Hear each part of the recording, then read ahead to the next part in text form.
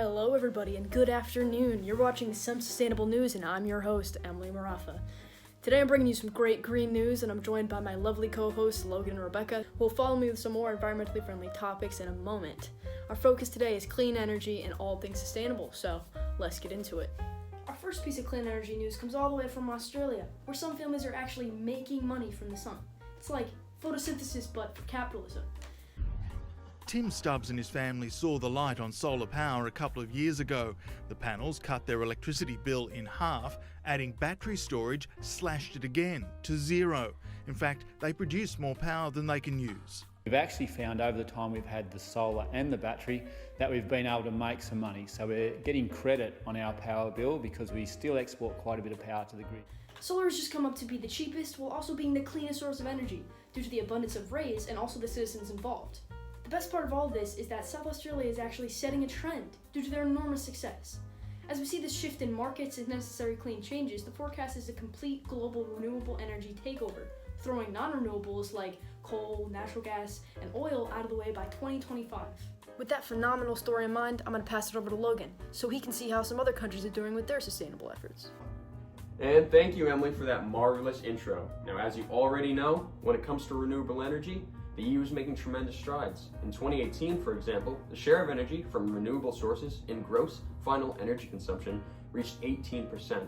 That's more than double in 2004, which was only 8.5. That's a lot of green energy. Now, the EU's target is to reach 20% of its energy from renewable sources by 2020. Among the 28 EU member states, 12 have already reached a share equal to or above their 2020 targets. But we want to only focus on one, and that is Sweden. Sweden has already exceeded its 2020 goal for renewable energy. And now you're wondering, how? Well, I'll tell you. Apart from the obvious solar, wind, and hydro facilities, Sweden powers everything from buses to apartment heating systems by burning rubbish in low-carbon incinerators and using food waste to make climate-friendly biogas fuel.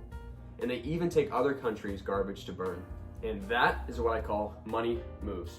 With so much good going on in environmental science, there have been little breakthroughs here and there with possibilities, such as a Spanish biotech company creating an in-ground battery that can generate enough energy for small appliances through the eating activity of organisms as it absorbs rain and other nutrients. And then there is a bacteria that can help so much with our pollution problem in certain ways. It's a huge push through because it eats pollution and it can generate electricity and is being further studied upon for benefits.